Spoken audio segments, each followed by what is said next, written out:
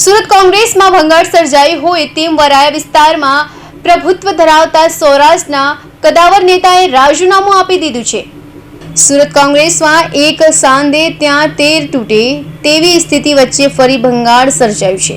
સુરતના વરાછા વિસ્તારમાં પ્રભુત્વ ધરાવતા સૌરાષ્ટ્રના કદાવર નેતા એવા પૂર્વ યુવક કોંગ્રેસ પ્રમુખ જયેશ લીલિયાવાલાએ કોંગ્રેસમાંથી રાજીનામું આપી દીધું છે। જયેશ લીલિયાવાલાએ વર્ષો સુધી કોંગ્રેસ સાથે જોડાઈને રહી સૌરાષ્ટ્રવાસી વિસ્તારોમાં કોંગ્રેસને મજબૂત કરી હતી। જો કે અચાનક જયેશ લીલિયાવાલાએ કોંગ્રેસ કાર્યાલય પહોંચી સુરત કોંગ્રેસ પ્રમુખ ધનસુખ રાજપૂતને રૂબરૂ મળી પાર્ટીના પ્રાથમિક સભ્યપદથી રાજીનામું આપી દીધું હતું।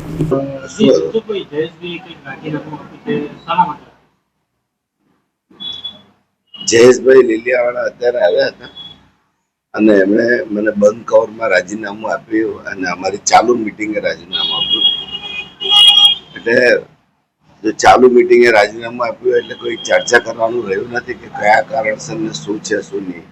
તો એમણે એમની પોતાની સ્પીચમાં એમ કર્યું કે હું સભ્યપદ તરીકે ચાલુ રહીશ અને મારે કોઈ ફરિયાદ નથી, હું રાજી ખુશીથી કોંગ્રેસની વિચારધારા સાથે સંકળાયેલો રહીશ એવું કંઈક બોલીને મને કવર પકડાયું ને પછી એમણે મહાત્મા ગાંધીજી માટે પણ એમણે ભાષણ પણ કર્યું અને પછી નીકળી ગયા અને મને એમ કહ્યું કે હું રૂબરૂ મળું છું, પણ એ મને કવર પકડાઈને ગયા। પણ અમે બધા અત્યારે ગાંધીજીની પેલે એમાં વંદનામાં વ્યસ્ત હતા, હજુ જોયું નથી કે કયા કારણસર રાજીનામું આપ્યું છે। શું લાગે છે તમને કે એમને રાજીનામું આપવું પડ્યું?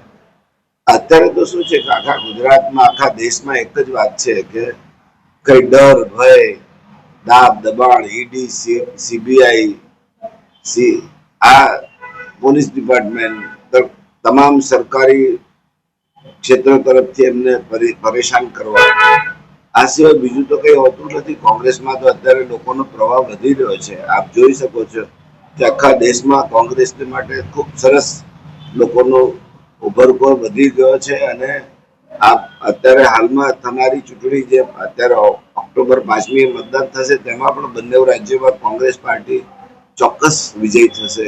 2 રાજ્ય બીજા અમે જીતીશું અને ત્યારબાદ આવનારી મહારાષ્ટ્રની ચૂંટણીમાં અને ઝારખંડની ચૂંટણીમાં પણ અમે જીતીશું। એટલે એવું કઈ લાગતું નથી।